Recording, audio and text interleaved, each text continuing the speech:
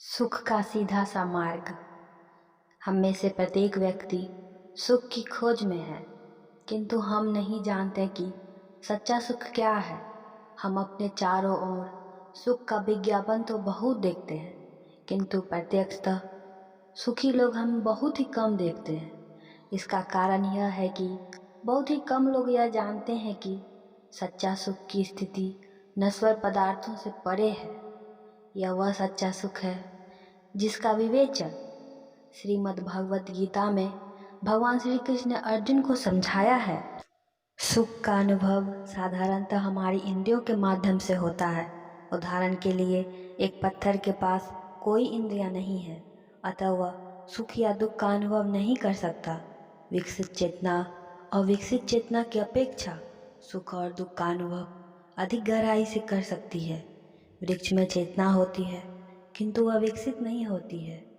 वृक्ष सभी ऋतुओं में दीर्घकाल तक खड़े रह सकता है, पर उसके पास दुखानुभव करने का कोई साधन नहीं है।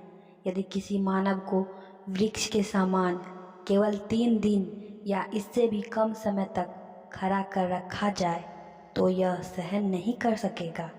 सारांश यह है कि प्रत्येक चेतना प्राणी सुख दुख का अनुभव अपनी चेतना के विकास के अनुसार ही करता है। इस भौतिक संसार में हम जो सुख का अनुभव कर रहे हैं वह सच्चा सुख नहीं है। यदि कोई व्यक्ति किसी वृक्ष से पूछे, क्या तुम सुखी हो, तो वो वृक्ष यदि बोल सकता तो कदाचित यही कहता, हाँ, मैं यहाँ वर्ष भर खड़े खड़े सुखी हूँ, वायु और हिमपात का बहुत ही आनंद ले रहा हूँ। आदि आदि। एक वृक्ष इस प्रकार की स्थिति में आनंद अनुभव कर सकता है, परंतु मानव के लिए आनंद अनुभव का यह एक अत्यंत निम्न स्तर है। चेतन प्राणियों के विभिन्न प्रकार और उनकी विभिन्न श्रेणियां हैं, और उनके सुख की परिकल्पनाएं और अनुभूतियां भी विभिन्न प्रकार के और श्रेणियों की हैं। यद्यपि एक पशु यह देख सकता है कि दूसरे पशु की हत्या हो रही है, तथापि वह घास खाता रहेगा, क्योंकि उसके पास यह समझने की योग्यता नहीं है कि अगली बार वह मारा जा सकता है। वह सोचता है कि मैं सुखी हूँ, पर दूसरे ही क्षण वह मारा जा सकता है। इस प्रकार सुख की अलग अलग श्रेणियाँ होती हैं, किंतु इस सब में सर्वोच्च सुख क्या है, श्री कृष्ण अर्जुन से कहते हैं। उस परमानंद की स्थिति में साधक दिव्य इंद्रियों के द्वारा अनंत दिव्य सुख का अनुभव करता है।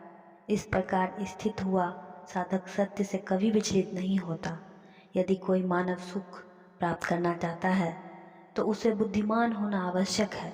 पशुओं के पास वस्तुतः विकसित बुद्धि नहीं होती, इसीलिए वे जीवन का ऐसा सुख नहीं ले सकते जैसा मानव ले सकता है। एक मृतक व्यक्ति के भी हाथ, पैर, आँख, नाक आदि सब इंद्रियां होती है, फिर भी वह आनंद नहीं ले सकता। ऐसा क्यों?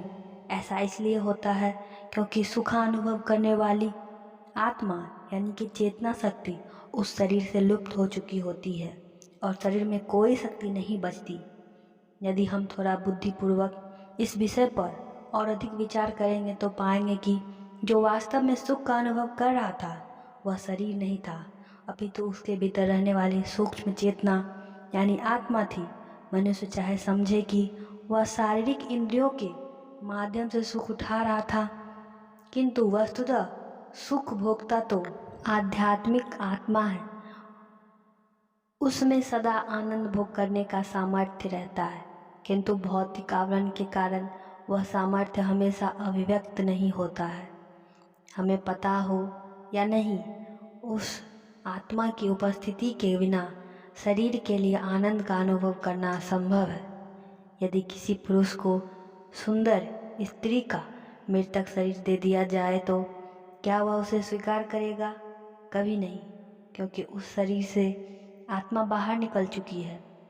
पहले आत्मा उस स्त्री में न केवल आनंद भोग ही कर रहा था, अपितु उस शरीर की देखभाल भी कर रहा था।